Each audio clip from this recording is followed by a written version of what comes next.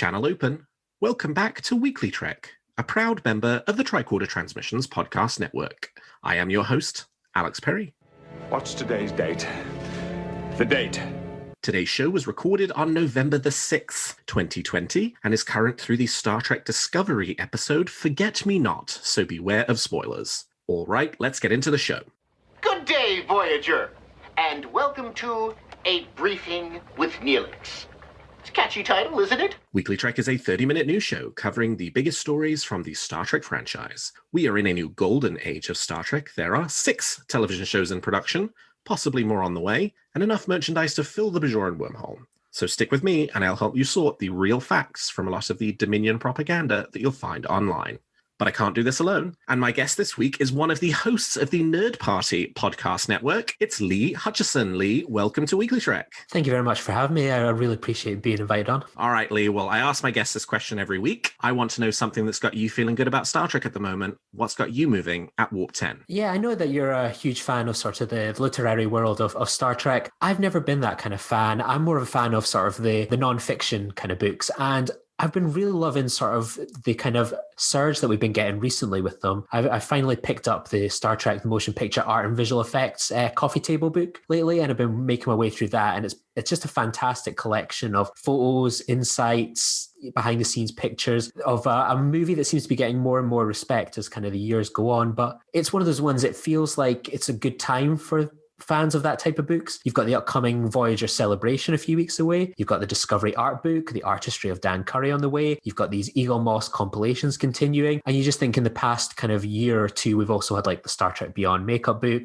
the Art of John Eves, the Art of the Kelvin timeline. It seems like a really good time to be a non-fiction Star Trek fan if you want those big bulky books that look fantastic on a bookshelf. Yes, and we are now sort of reaping... Well, it sucked at the time, but we are now reaping the rewards of the fact that the publication schedule for all those books this year was entirely thrown off, given that many of the books you just named that are coming out, the Discovery art book, the Dan Curry book, the Voyager Celebration, a few of the other books that Hero Collector have announced, a lot of them should have been out by now as a result of COVID, but because that sort of spring and summer publishing schedule was thrown into chaos, they were all sort of pushed back to the fall, and so now we've got this kind of steady release schedule over the next few weeks until the end of the year of all of these great books. And you're right, I mean, they really are fantastic. I think I'm particularly looking forward to the Dan Curry book, given his long history on the Star Trek productions, and then the Art of Star Trek Discovery book, because, you know, we've had the Designing Star Trek Discovery ships book from Hero Collector, but beyond that, I think this is probably our kind of first major reference work on that series itself, and I'm looking forward to learning more. Yeah, it's one of those ones. It just seems to be just nice that that's been finally rewarded. It's just nice being able to have this huge book where you can just open up these huge pages in front of you, have a nice cup of tea, nicely distanced away from what you're kind of looking through, and just seeing things that are kind of... Star Trek Beyond is a fantastic, movie, but we've now got this book that focuses on a really niche subject. And the same with the motion picture as well, not the most popular film in the world, but, they've put out this huge book with a lot of effort behind it. So yeah, I'm excited to see what they're going to continue to do in the kind of coming years. Will we get something to do with Enterprise, some of the other films? It just gives you a lot of hope for the future of this type of release. Yeah, I kind of wonder if maybe I'd be really interested. We got the John Eves book, I think it was last year or 2 years ago, Dan Curry book this year. I think there are other kind of major artists from the franchise it would be nice to kind of shine a spotlight on also. I mean, I think it would be cool if we got one on the Akudas as well. That might be fun. Yeah, that's a great idea. Well, the thing I'm feeling good about this week is a really obvious one, but it has quickly become my favorite episode of Star Trek Discovery to date. And it is this week's episode, Forget Me Not. It is an incredible episode, not just of Star Trek Discovery, but in my opinion of Star Trek as a whole. And I think the thing that really resonated with me was this was the first episode of Discovery that I have watched where I had a strong, visceral, emotional reaction to what I was seeing on screen that was not in some way connected to a previous Star Trek thing, right? So the Enterprise appears at the end of Discovery Season 1, or Riker Riker and Troy being in Star Trek Picard or in Star Trek Lower Decks, right? Those got me very emotional, but they were very much sort of viscerally tied back to a previous show or a previous relationship on that show. This is the first time that Star Trek has really made me, honestly, like cry like a little baby over an episode where it was entirely to do with the characters on that show and that episode. And it's very, very exciting that the show, it has made me do that, right? I mean, it's a hard thing to do because you've got to build up these characters, you've got to build up their relationships. And, you know, we've lived with Picard and Riker and Troy and Data for 20, 30 years, with the Enterprise for much longer. It's easy to kind of develop that emotional reaction, but these Discovery characters have only been around for 2-3 years. And so now to be responding to them in that way is, it really sort of signals in my mind how well season 3 is doing just in this first 4 episodes. I agree with you. And I think the ending, I know when the first time I watched it, I very much expected it to be going in a very certain direction based on sort of a lot of the discussion and fan theories that people had about sort of this Trill connection. What could it be? And up until that final moment, I thought this is going in a certain direction. This is going to be a revelation that I think we've all predicted or had this potential theory about, but it didn't go that way. And I was so happy that it did. I'm sure I would have done cartwheels if it had gone in that direction, but ultimately I felt it was the more rewarding way to go. It keeps the universe nice and big. It keeps characters, you know, new and fresh and so on. And I just think that we got a real treat of an episode, and the writers did the right thing when they've had, for better or worse than some of the recent shows, have had that habit of kind of going into maybe a bit fan service-y, which can work and sometimes less so. And I'm glad that they made the decision to kind of take that left turn. I totally agree with you. I think, you know, I have talked on this show about the possibility of Adira having ended up being one of the Dax hosts, and wouldn't, you know, that be a fun kind of tie back to Deep Space Nine. But now I'm watching the season, I think I'm actually really pleased that Tal is its own kind of symbiont character, because why not get to know a second one, right? Why does it just have to be the one that we've already spent 7 years with? So I think, you know, and it gives all kinds of possibilities for exploring previous hosts and characters that we haven't had the opportunity to meet yet. Absolutely. It keeps the universe nice and big, which is always a positive thing. You don't want to have these crew travel thousands of years into the future and it's like, yes, it's the same Trill that we've always kind of known right. in a series where we've barely been exposed to anyone. I dislike when sort of sci-fi shows, whether it's Star Trek or Star Wars, shrinks that universe down. Sometimes it's like, be big, be bold. You know, not everyone has to be a Skywalker or a son of Moog, for example. You know, just go out there and be bold. All right. Well, with that, let's turn to the week's top stories. There's a war going on, and I'm a reporter.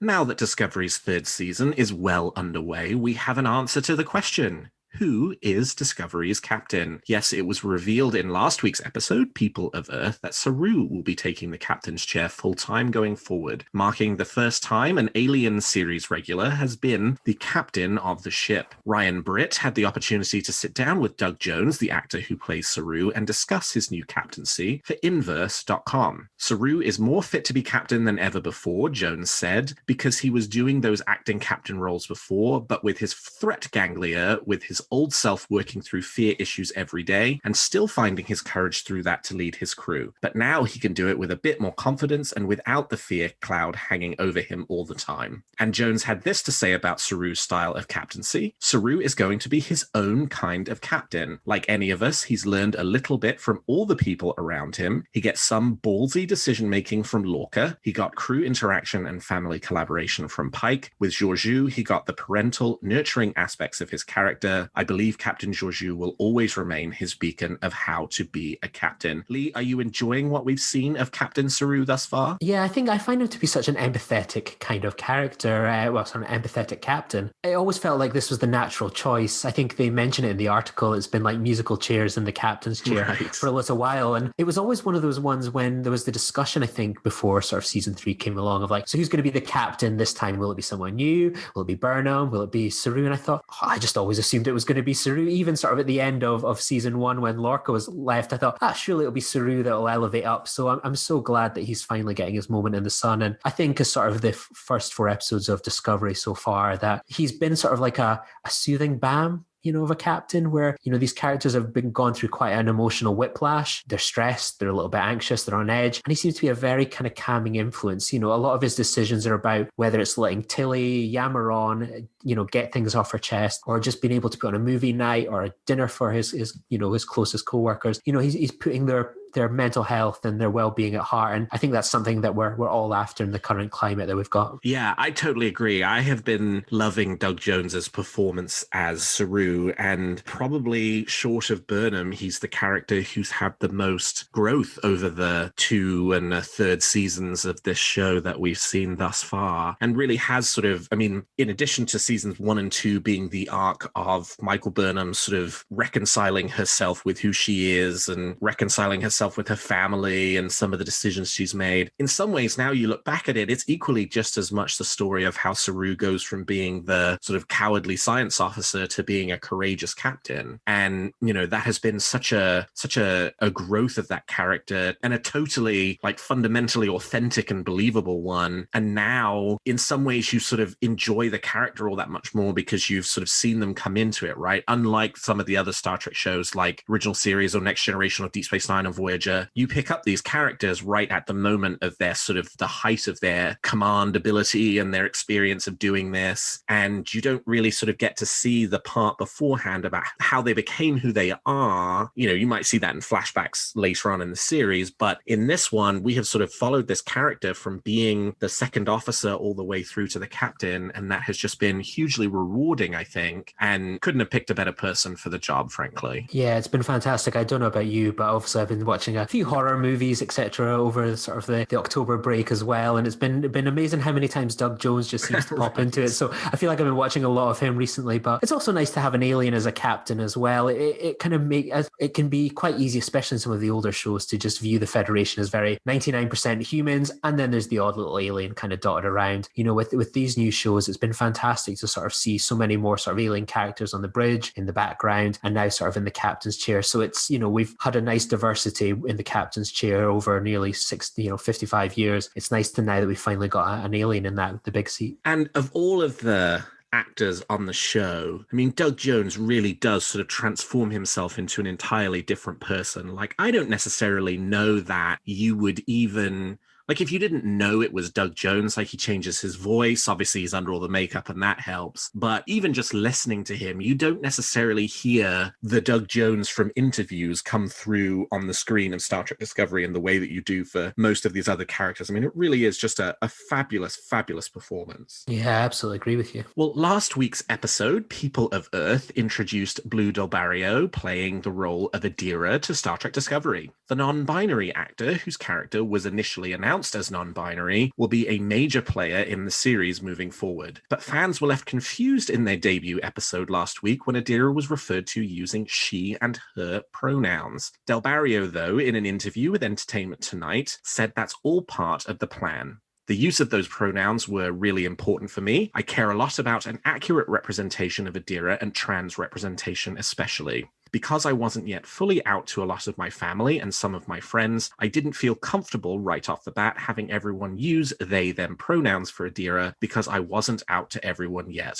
So I wanted to wait until I really was, until I was in a place where I could talk to my family and my friends and tell them who I was. At that point, I could then feel that this is now an accurate way for me to represent Adira on screen as well because I'm there too. I didn't want to rush it. I didn't want to put pressure on myself. Del Barrio also talks about how being cast in Discovery helped them in their own journey of self-discovery. Getting this job and getting to play Adira was really overwhelming at first, but overall a massive blessing because it allowed me to explore myself. I've grown alongside Adira. It's a really strange way for it to happen, but I'm so glad that it has. It's given me a community of people here who are incredibly supportive of me. Wilson and Anthony and Ian are my rocks here, and they've helped me through a lot of stuff that I couldn't go through myself alone. Well, Lee, we talked a little bit at the top of the episode about how Adira's story is playing out. She is the Tal symbiont, a human who has been joined with a Trill symbiont. But how are you enjoying the character overall so far? Yeah, it's been really good. I think think this most recent episode was a great insight into that character and the depth that we're going to see it. It's always with a Trill as well. You're not just with this character, you're with lots of sort of their hosts and memories that they've got these centuries of experiences lived. And I think on a kind of casting level, it's been really positive to see Discovery following in the steps of a show like Billions by having a non-binary character played by a non-binary actor. I know it's been sort of popular in Hollywood for sort of straight individuals, or for example, to play non-binary characters. And it's great to see that Star Trek isn't just going, we're going to have the representation on screen, it's going to have representation behind the character as well. So I'm really happy to see Star Trek doing that, you know, as we kind of look at how this sort of new era of Trek is that diversity is front and center in everything. You know, the amount of color that we see in shows like Star Trek Lower Decks to Discovery to Picard, the different voices, the different backgrounds, different creeds, you know, and this is a next natural step. And I think for me, most of all, I think I appreciate it, but I know that the people out there, when you go along to say Star Trek conventions, read blogs, you know, going back many years now, it's always the trans, non-binary fans, members of the LGBT community. They always talk about it's the Trills, it's the Dax characters that they're able to relate to, and they see a lot of themselves reflected in. And it felt like if there was going to be a non-binary character in Star Trek, that it felt like the sensible decision was to make it a Trill. And I'm really happy that that seems to have been a success so far. And I think fans are really connecting with it. And I'm really excited to see where this journey is going to go. I know they've alluded to this journey is going to go even into sort of the fourth season about this relationship. So I'm excited to see where it goes. Just, I was slightly concerned with this sort of quote unquote kill the gays trope that we sort of saw in this episode as well. You know, we saw it in season 1 where, you know, we have a character with a member of the LGBTQI plus community and their partner is killed, and it perhaps launches them on a bit of a journey. It was slightly frustrating to see that, you know, especially in that first episode, but hopefully things will continue to go in a positive direction. But it did make me feel a little bit uneasy, especially considering the reaction to that in season 1 when Wilson Cruz's Dr. Culber was killed, and the backlash to that and the immediate sort of backtracking. Yeah, and there's a really great piece on this that was written by Riley Silverman, I think, for Sci-Fi Fangirls, which I'd recommend folks head out and take a read of, that sort of examines this in more detail. I will claim not to sort of be in too much of a position to, you know, have a kind of great perspective on it, other than sort of sharing the same concerns that I think you do, Lee. But I do think the character is really interesting, and I'm very interested to see where they go with it, particularly in terms of how Ian Alexander's role as Gray will continue to play into this character. I think they indicated just in the last day or two that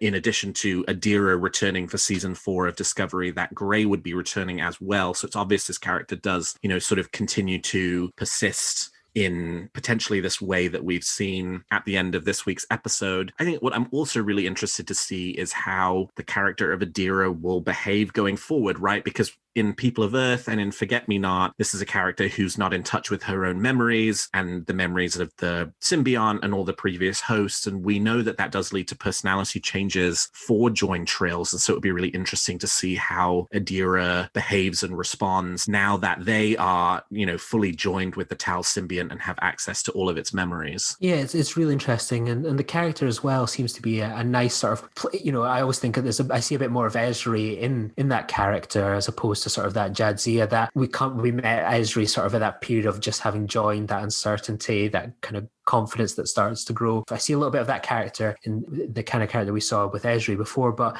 I'm really excited to see where this one is going to go. I'm desperate to get into more episodes and get to know these new characters, you know, on top of book as well.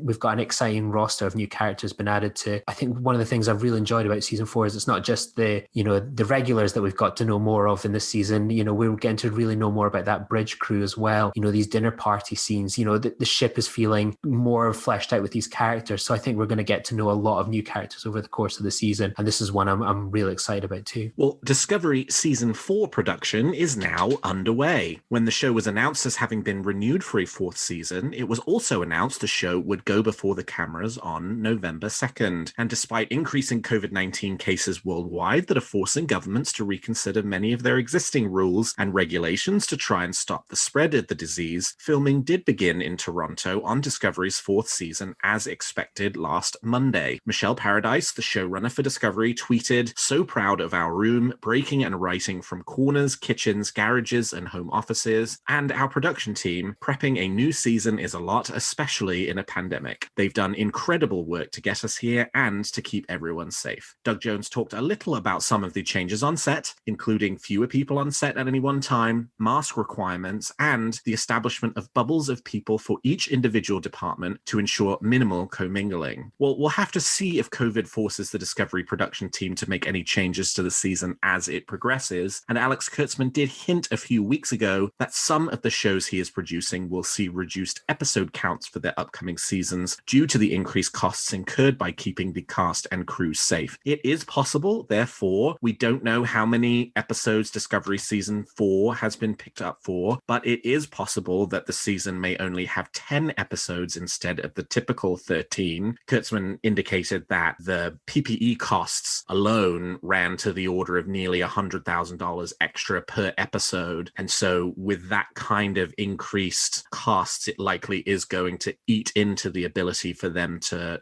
reach that full 13. We don't know that's true for Discovery. We just know he said that's true for some of the shows they do. Maybe the case that it's true for Discovery Season 4 may also be the case it's true for things like Strange New Worlds Season 1, etc. But we wish the cast and crew of Star Trek Discovery all the success in the world as they embark on this new season. Lee, we are barely halfway through Season 3 of Discovery, but are you looking forward to Season 4? Yeah, it's been one of those things. I don't know about you, Alex, but as a Star Trek fan that kind of grew up through the 90s, even into Enterprise, I always expected, it's always a guarantee that Star Trek's always going to have another season. It will just go on and on and on for about 7 years. And there's maybe the odd exception where Enterprise comes along. And I'm still trying to get used to that world where it's always at the start of the season. Let's see how things go. We've maybe got a plan and maybe they'll be into the next season. It's always just keeps me on edge sometimes that this may be the last season of Discovery, or maybe the fourth will be the last. And I think that's quite interesting, especially when you come from the comfort of 90s Trek, where it'll just go on and on. There'll be 26 episodes, that's guaranteed. So I it always takes a bit of getting used to, but it's one of these ones you hear from the producers that they've got this plan all the way through to 2027. What form and shape all those different shows will take, I'm excited to see. But yeah, it's nice to know that we're going to get more Discovery on the horizon. So it gives you that bit of kind of investment, early in this season with new characters, a show that feels like it's had a little bit of a mini reboot as well, that you're going to be able to stick with it, enjoy it, and take comfort in knowing that you're going to be in this world a little bit longer. And I'm grateful for that. Yeah, you're right. We have been very blessed as Star Trek fans too. We got 3 shows that ran a full 7 seasons and ended on their own terms. 1 then did not. But I think, it certainly sounds like the shows that they have made to date are, in some ways sort of built to end on the terms of the productions. Alex Kurtzman saying that Discovery could last for, quote, years and years, and it'll be their decision about when they want to end it is a hopeful one. And, that could be season 5, or it could be 6, or it could be 7 or 8 or 9 or 10, or, however long they decide they want to run it for. But it's always, especially this year, with all of the uncertainty that's going on. We should almost, in another world, at this point, we would have had Star Trek Picard Season 2 almost entirely filmed by this point. In fact, we might even be looking forward to it coming on air in January. And of course, that's not going to happen. And so it is just nice to know that the production is moving forward, that people are obviously employed, and that, it sort of sets us up for, by the end of next year, fingers crossed, see it, depending on how much of the season they're able to film, with everything going on, but tease us up for potentially by the end of next year being back on this sort of year-round Star Trek schedule that we have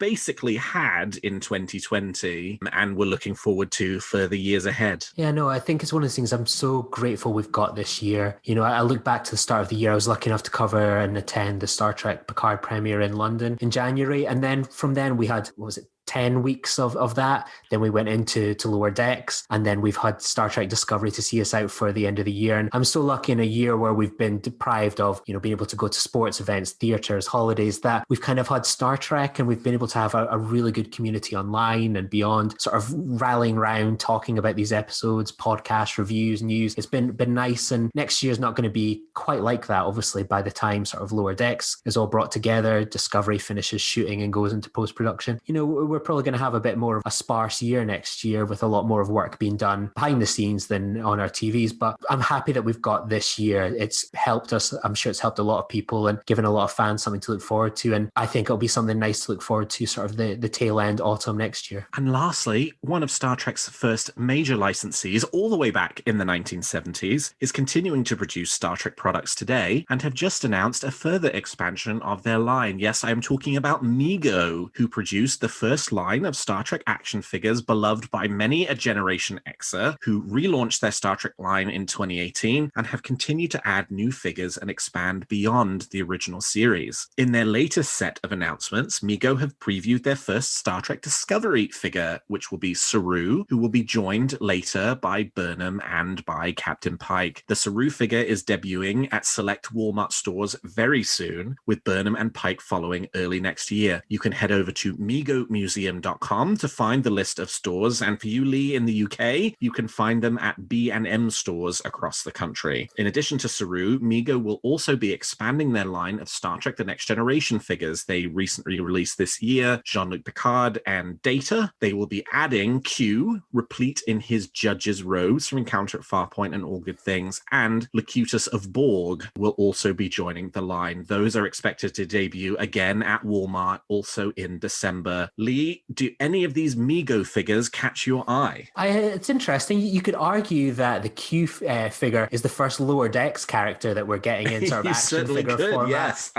It's one of those ones, like, it's, as I kind of touched on sort of probably in my what's got me excited at the moment, it's nice that again, merchandise is kind of continuing to roll out. You know, when you think of sort of the dark period, sort of when Enterprise came off the air, and kind of much and such through the kind of the J.J. Abrams movies as well, merchandise has always been a bit thin on the ground. And then you think of like the past year or two, fan sets, everyone's been desperate for them, whether it's having a Tatiana pin badge or a com badge or magnet badges. That's been coming out, books, you know, new literary lines. It's been a fantastic kind of time for Star Trek merchandise. And it's one of those ones that's the thing that I feel is missing next is like action figures. I want every single Lower Decks action figure to be able to put on my shelf. I want to see Picard toys. I want to see Discovery toys. I want Discovery spaceships. I don't just want Eagle Moss ships. I want like the 1990s Playmate toys. Right. Maybe I'm a vintage fan at heart, but I feel like that's the last thing that's missing is like getting the toys back into sort of kids' hands and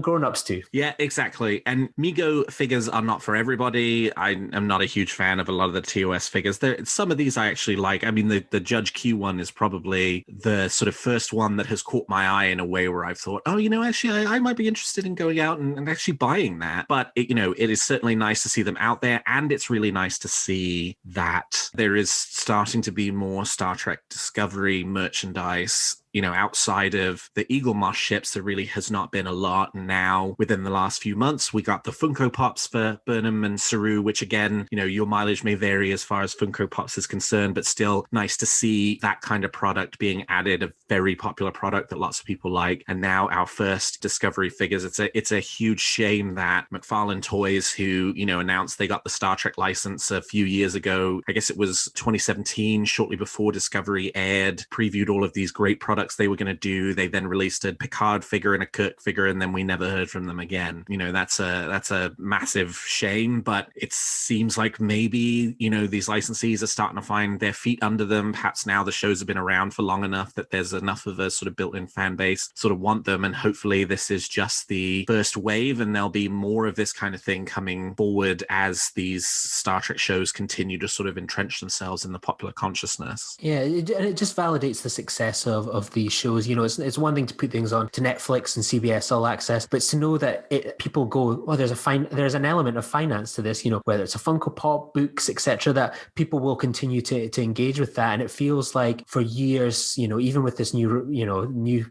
kind of CBS probably going to end up doing probably their own Star Trek conventions, that Star Trek is kind of back when things like this are there. You know, it's not just enough to see it on your TV, but it's enough to see it in shops, bookstores, you know, video stores. These things are available to pick up and to own, and it feels like we can sort of own the fandom again. It's just nice, I think. All right. Well, we've talked about the facts, and now let's speculate on what's going to happen in the future of Star Trek.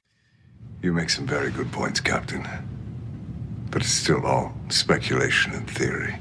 So each week, I and my guest give you a wish or theory we're nurturing about any of the shows or the future of the franchise. So Lee, let's hear your theory or wish for this week. I know it's been a common one on this show for years, is like Deep Space Nine in HD, Voyager upscaling. Yep. I think it's time to get wired. It's like, when's the 4K motion picture copies coming out? I know Motion Picture and First Contact are the ones that are looking most likely from the first 10 to get the 4K treatment. It's now just sort of waiting for them to happen. I know the joy of things like iTunes purchases. I know me and a lot of fans that own all the DVDs and Blu-rays picked up the digital collections recently when they were on iTunes for about $20. They'll automatically upscale to 4K when that becomes available. So I'm just kind of waiting for that to happen. I'm hoping it's going to kind of happen soon. I know sort of physical media is continuing to kind of die and there's a lot less investment in it, but the 4K prints of the motion picture and First Contact are out there or have been talked about in some format. So I'm just hoping that that news is going to come soon, especially in sort of in light of the fact that we've got this motion picture £40 book that we can buy. Surely a $25 4K Blu-ray of the motion picture is just around the corner. And I can't wait to look through the Trek Core screen caps on that. Yeah, I mean, it was teased at San Diego Comic-Con in 2019 that there had been conversations about doing a 4K version of the director's edition for the motion picture and in remastering all the additional effects that had been done for the director's edition, which was released in, I think, 2000 or 2001, because the folks who did that still have all the original effects. So unlike Deep Space Nine and Voyager, where you'd have to rebuild a lot of that for the motion picture, they can